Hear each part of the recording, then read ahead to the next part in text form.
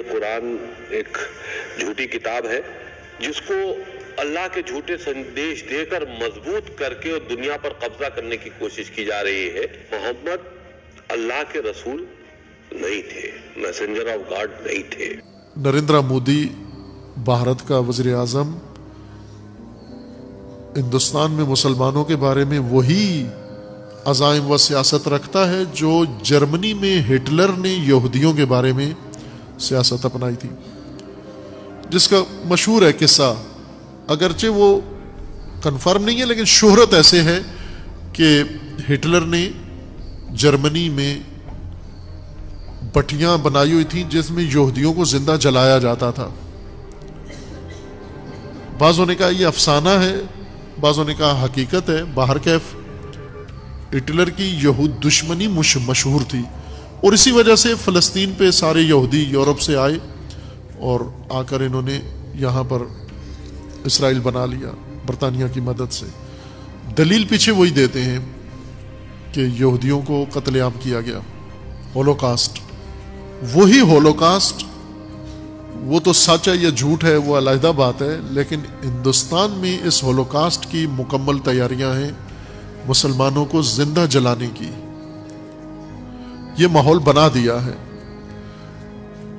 ہندو متعصب تنظیموں نے مسلمانوں کے خلاف نفرت پھیلا کر یہ ماحول بنا دیا ہے۔ اب تو نیٹ میں عمومی مخفی باتیں بھی نہیں ہیں، عورتیں اور مرد، ان کے مذہبی رہنما لوگوں کے جذبات ابھار رہے ہیں کہ تاریخی مسلمانوں سے انتقام لینا ہے، یا یہ ہندو ہو جائیں یا انہیں جلا دینا ہے یہاں پر۔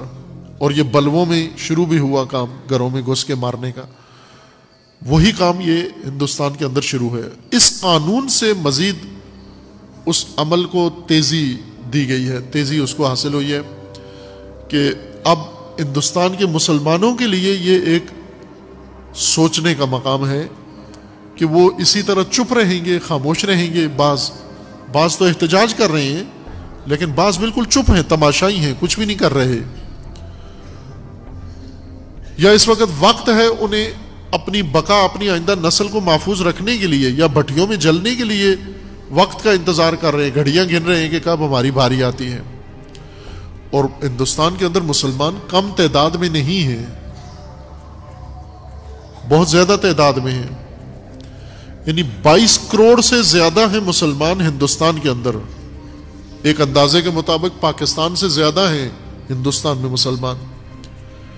یہ سارے مل کے 22 کروڑ اگر مل کے اپنے حقوق کے دفاع کے لیے قیام کریں، بات کریں، نکلیں باہر، آواز اٹھائیں، تاکہ یہ عمل نہ ہو۔ یہ جو ہٹلر کا نظریہ شروع ہو گیا ہے تعصب ہندوستان کے اندر، یہ منظر خدا نہ کرے دنیا کو دیکھنے کو ملے۔ انہوں نے بابری مسجد گرائی، اپنی نفرت کا اظہار کیا، پھر اس کے بعد بلوے کروائے، ان بلووں میں مسلمانوں کو گائے ذبح کرنے پر، گائے ذبح کرنے کے جرم میں یا اتہام میں قتل کر دیا گیا، بے دردی سے مارا گیا، عصمت دری کی گئی۔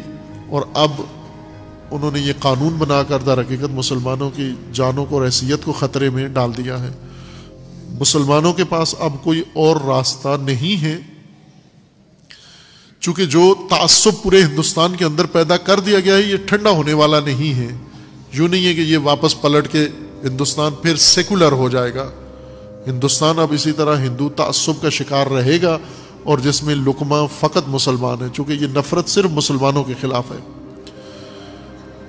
اس کا رائے حل یہ ہے کہ مسلمان آپس میں اتفاق کریں، متحد ہوں، اور ہندوستان کے اندر ہی وہ ریاستیں جن میں مسلمان اکثریت ہے، مسلمان سارے ان ریاستوں کے اندر منتقل ہوں تاکہ محفوظ ہوں، اور ان ریاستوں کا استقلال، ان ریاستوں کا مستقل ہونے کا اعلان۔ جیسے کشمیر پوری مسلم ریاست ہے، حیدرآباد مسلم ریاست ہے، اس طرح اور بہت سارے خطے ہیں جہاں مسلم اکثریت والے علاقے ہیں، وہاں پر سارے مسلمان جمع ہو کر اور ان ریاستوں کے استقلال کا اعلان کریں کہ یہاں پر مسلمان، جو کچھ ہو رہا ہے، سوچا جا رہا ہے۔ جب پاکستان ہندوستان تقسیم ہوئے تھے اس وقت اتنا تعصب نہیں تھا، اتنی شدت نہیں تھی مسلمانوں کے خلاف جتنی اس وقت اس موجودہ حکومت نے اور اس سے وابستہ تنظیموں نے یہ شدت اور یہ تشدد بڑھا دیا ہے.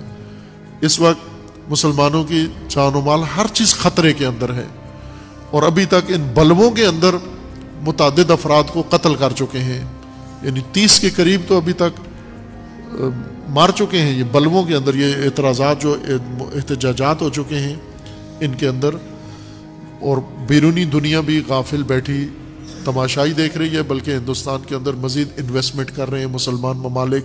سعودی عرب نے اپنی دولت کا رخ ہندوستان کی طرف کر دیا، ریفائنریاں لگا کے دے رہے ہیں، اور یہ مسلم دنیا کے خون کی بہانے کی مدد کر رہے ہیں.